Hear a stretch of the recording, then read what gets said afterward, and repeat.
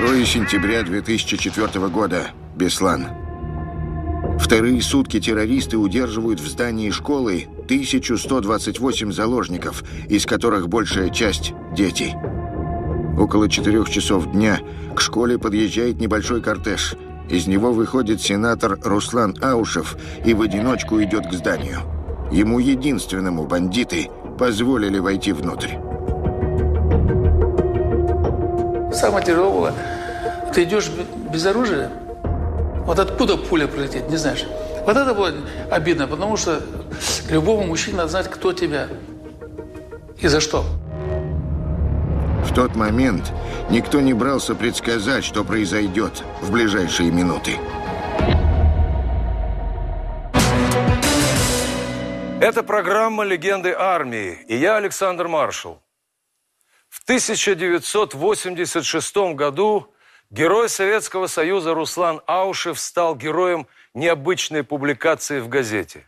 «Комсомольская правда» напечатала огромную статью с заголовком «Он вернется». Необычным в статье был не только размер на целую полосу, но и то, что ее перепечатали все областные и краевые издания Советского Союза. С того дня 32-летний подполковник стал всесоюзной знаменитостью. Ему писали письма по 300 штук в день, его именем называли школы, зачисляли почетным членом трудовых коллективов. Почему же это случилось именно с ним, Русланом Аушевым? И почему сегодня мы называем его легендой, легендой армии?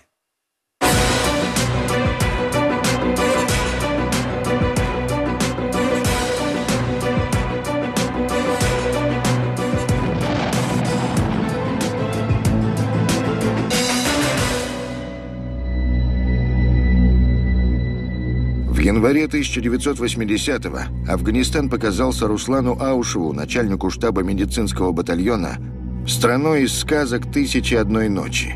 Яркие разноцветные базары, где пахнет специями, ослепительно-белые пики гор, по ночам низкие звезды. Но вскоре в Кабуле, где стояла часть, вспыхнул антиправительственный мятеж. Из всех мечетей неслись призывы убивать неверных. Аушев был поражен количеством оружия на руках у населения. Я не мог понять, что в меня стреляют. И я когда все время высовывался, хотел видеть, кто в меня стреляет. Кукса, командир батальона был. Он все на меня хватал и говорил: да спрячь голову, дурак, тебя убьют. А я не мог понять, кто в меня стреляет. И мне было интересно вот увидеть человека, кто в меня стреляет. Однако первые же потери заставили Аушева измениться. Нападения из засад унесли жизни 6 его сослуживцев. 25-летний Руслан, который признавался, что раньше был легкомысленным разгильдяем, который всем занятиям предпочитал футбол, забросал командование рапортами с просьбой перевести его в боевое подразделение. Вскоре его назначили заместителем начальника штаба рейдового батальона, а через некоторое время Аушев стал его командиром. Руслан, как правило, пропадал все время на боевых операциях, все время в рейдах с приданными подразделениями. Вот. Ну и как бы чувствовалась гордость у них была за то, что у них комбат Аушев, что они во 2-м батальоне. Смелый, решительный, умеет воевать, бережет личный состав. Солдаты любили командира своего. И они, знаете, вот есть такое сравнение. Наседка, да, и вывела цыплят. И вот куда наседка, туда и цыплята. И как только что-то наседка крикнула громко, все раз и спрятались у нее под брюшком, да? Вот такие солдаты были у Аушева. У него были самые низкие потери в батальоне среди всех батальонов. Когда пуля пролетает мимо и рикошетит о скалу, раздается очень характерный мяукающий звук. Те, у кого над головой свистели пули, никогда этот звук ни с чем не спутают. В тот момент попытка поднять голову и посмотреть, откуда стреляют, может стоить жизни. Кроме того, в ущельях среди скал очень сильное эхо. Так что определить, из-за какого уступа ведется огонь, просто невозможно. Как в этих условиях командовать батальоном, особенно если нужно разделить людей на группы и поставить им разные задачи? Как их координировать? Руслан Аушев придумал свою методику взаимодействия с подчиненными и тактику боя. Я запрещал офицерам обращаться к солдату по фамилии, только по имени в бою. Не кричать – это уже бесполезно. В бою кричать уже бесполезно. В бою уже надо быть другом, товарищем, боевым товарищем. И научить взвод, отделение, батальон управления огнем, особенно взвод и отделение, это самое главное. Вот это надо учить, чтобы он не паниковал или там не сразу не выпускал патроны и боеприпасы по одной какой-то цели. Корректировать огонь.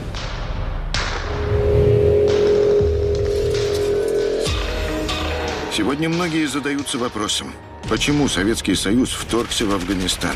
За что там воевали русские, украинские, кавказские и казахские парни? Стоит напомнить, советские войска вошли в Афганистан по просьбе законного правительства страны, которому угрожали исламские группировки, поддерживаемые извне. Это недавно признал даже известный американский политический деятель Збигнев Бжезинский. Как и то, что оружие для маджахедов США начали завозить в страну еще за полгода до ввода советских войск, будучи уверенными. СССР решится на прямое вмешательство, чтобы защитить свои южные границы. Поначалу было решение таково. Ликвидирует бандформирование только афганская армия, а мы ей оказываем, такую помощь вторым эшелонам. Артиллерии, авиации и так далее.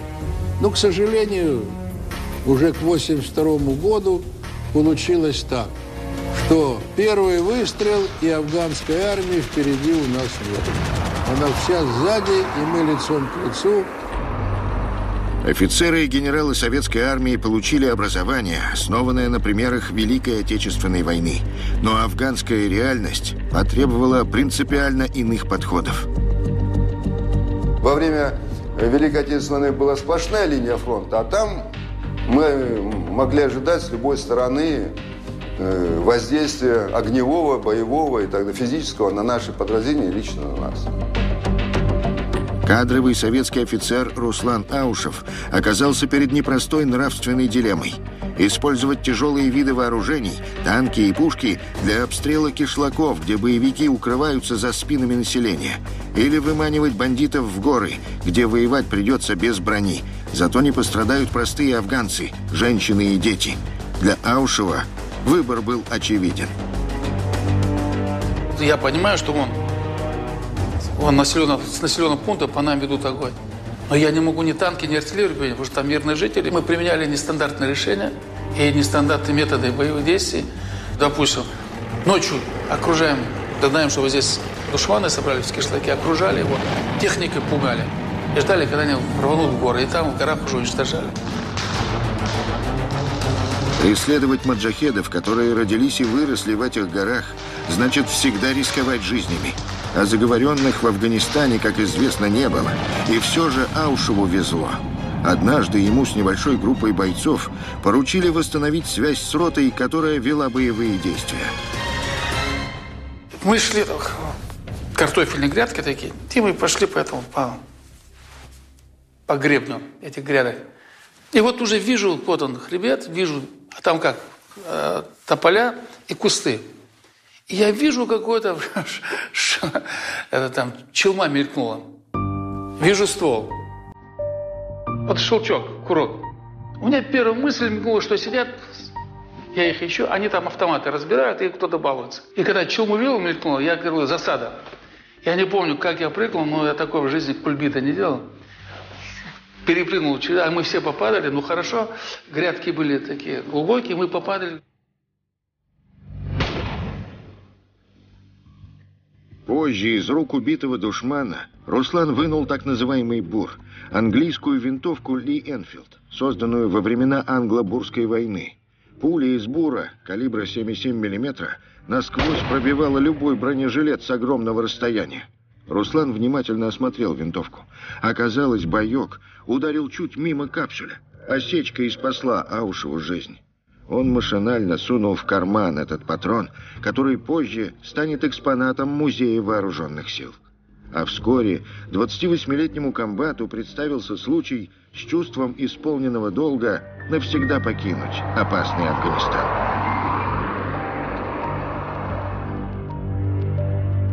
я завел такую систему. Если человеку присваивалось звание Героя Советского Союза, я под различными предлогами, в отпуск, на учебу, в командировку, но я его сразу отправлял в Советский Союз. Точно так же поступил я и с Аушев. Аушев уехал в Академию Фрунзе. К званию Героя Советского Союза Руслана Аушева представляли как минимум дважды, а по некоторым сведениям и трижды. Однажды даже заставили для фотографии на героя сбрить фирменные аушевские усы. Мол, не положено. Но когда золотой звездой действительно наградили, про усы никто не вспомнил. Уезжая из Афганистана, Руслан попросил командующего 40-й армией об одолжении. Мол, скоро сюда мне на смену 2 братьев прибудут, так пусть служат в моем полку. Эта просьба была исполнена, и оба брата, Адам и Борис, тоже заслужили немало наград. На 3 в семье Аушевых больше 25 орденов и медалей. Но Герой Советского Союза Аушев только 1. За что же Руслан Аушев получил высокую награду? По сути, его можно было награждать за любой проведенный рейд, но все же один из них стал особенным.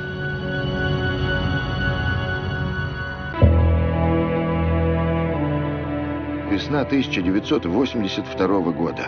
Афганистан, провинция Вардак, кишлак Катай-Ашу, база крупного отряда душманов в какой-то 100 километров от Кабула. Эту угрозу афганской столицы необходимо ликвидировать. Батальон Аушева блокирует кишлак. Но в этот момент рота усиления из соседнего 3-го батальона совершает роковой промах. Они были на охране коммуникации, и такого большого опыта не было, они по ошибке, рота пошла вниз по ущелью, не дождавшись, пока взвода соседние возьмут высоты. А в Афганистане есть один принцип, который мы всех учили. Кто выше, тот и царь. Нельзя вести боевые действия внизу, если у тебя нет прикрытия вверху. И они сделали ошибку, наткнулись на засаду. Аушев принимает единственно правильное решение – контратаковать, не давая противнику захватить инициативу. Заметив его маневр, главари бандитов под прикрытием пулеметного огня пытаются уйти, но Аушев лично уничтожает пулеметчиков гранатами.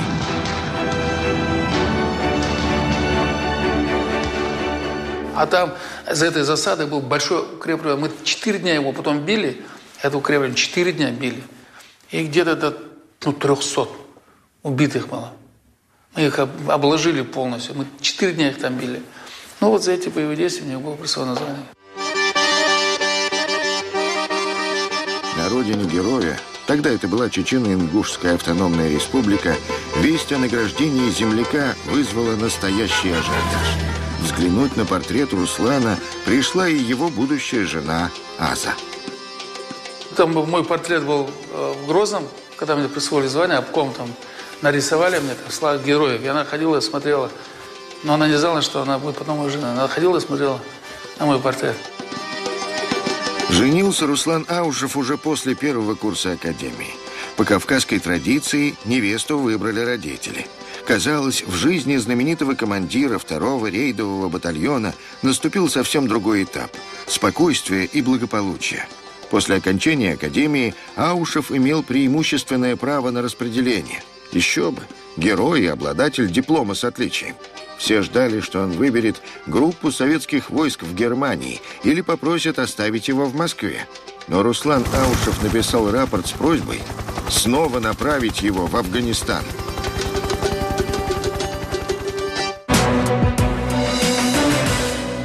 Бывают минуты, которые врезаются в память. Руслан Аушев признался, никогда не сможет забыть момента прощания со своим легендарным 2-м батальоном. Начальник штаба построил его Орлов. Аушев встал перед строем и понял, что не может ничего сказать, комок в горле. Накануне они ходили на последнюю боевую операцию вместе, и Руслан случайно узнал. Гранатометчики на комсомольском собрании постановили закрывать командира ценой собственных жизней, чтобы он во что бы то ни стало побывал в Кремле и получил свою золотую звезду. Они молча стояли друг напротив друга целых 5 минут. Все было ясно, без слов. Руслан Аушев снова вернулся в Афганистан, в родную дивизию, теперь уже начальником штаба 180-го мотострелкового полка.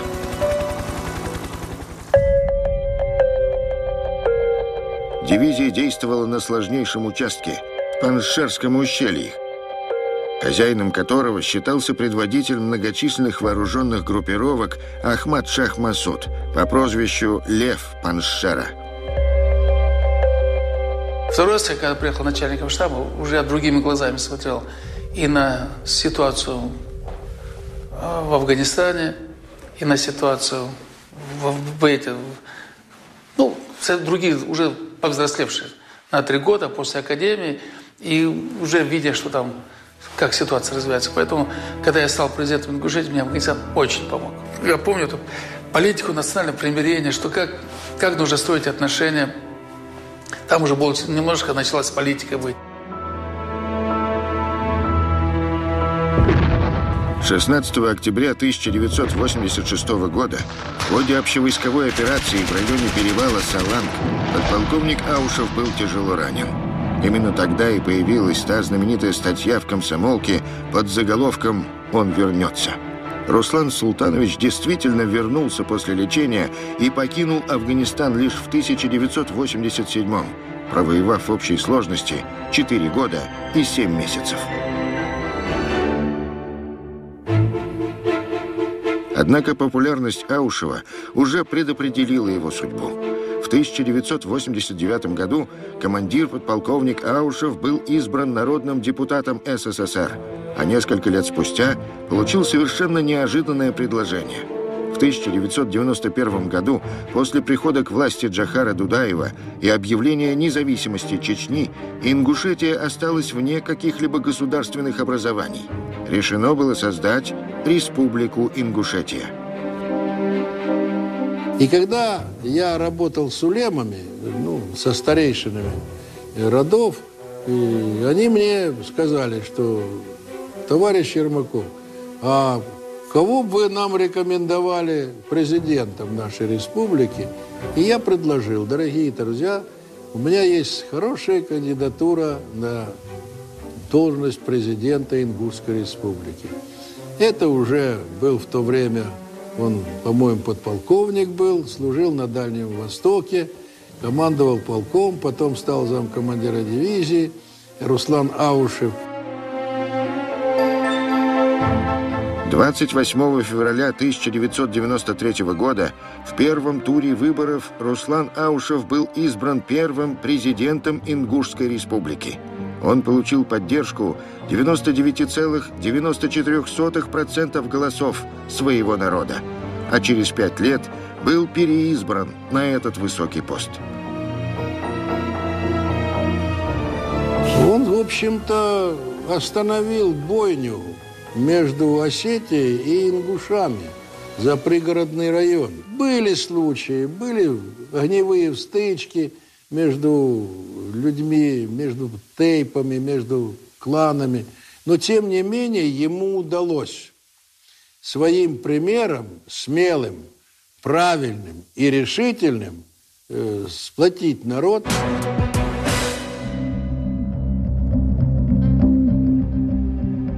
«2 сентября 2004 года. Беслан. Вооруженные террористы заминировали здание школы и удерживают в нем 1128 заложников. Большинство из них – дети». В начале сентября многие детские сады еще не открылись после ремонта, поэтому на торжественную линейку 1 сентября родители привели с собой и дошколят. Теперь террористы намерены торговать их жизнями. В этой ситуации министр по чрезвычайным ситуациям Сергей Шойгу звонит Руслану Аушеву и просит срочно прилететь. Мне Сергей Кужугедович позвонил 1 числа и попросил вылететь. Я вылетел.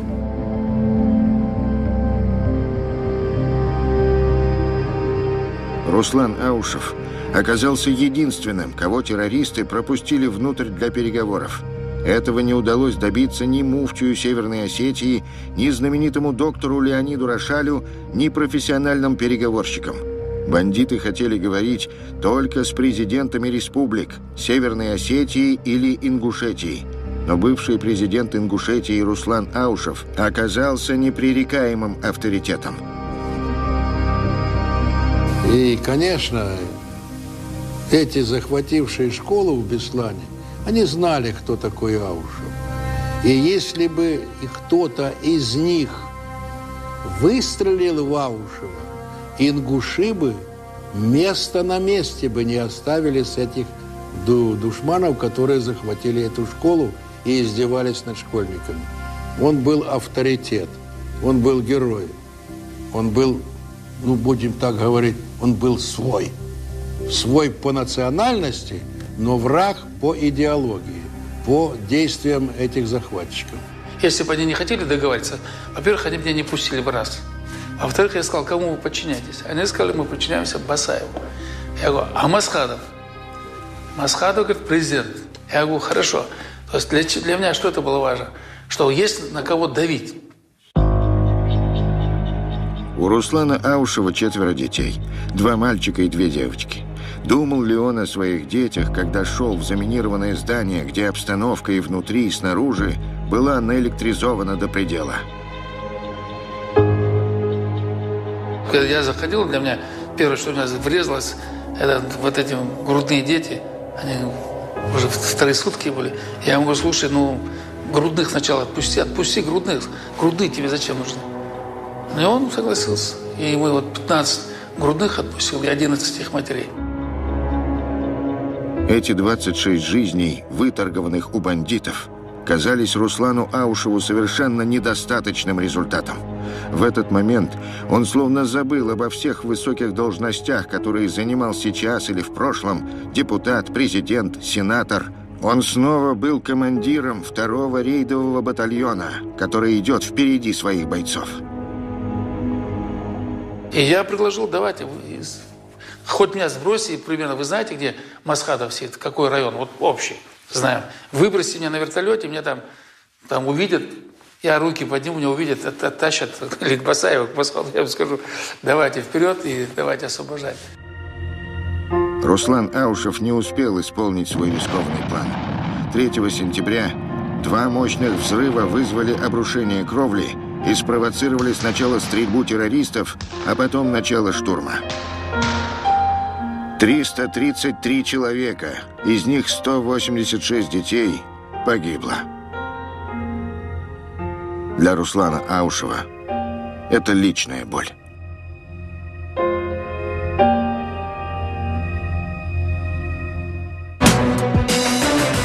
Принято считать, что власть меняет личность. И однажды, поднявшись на ее вершины, человек уже никогда не будет столь же доступен и открыт, как раньше. Для Руслана Аушева испытание властью стало большим и тяжелым опытом. И все же он сумел сохранить прежних друзей, с кем дружил еще до президентской должности. И прежние заботы о тех, кто сражался за Родину, за ее границами. С 1991 года работа по розыску и освобождению пленных, выявлению судеб без вести пропавших на долгие годы стала одним из постоянных направлений работы Комитета по делам воинов-интернационалистов и его председателя Руслана Аушева, легенды армии.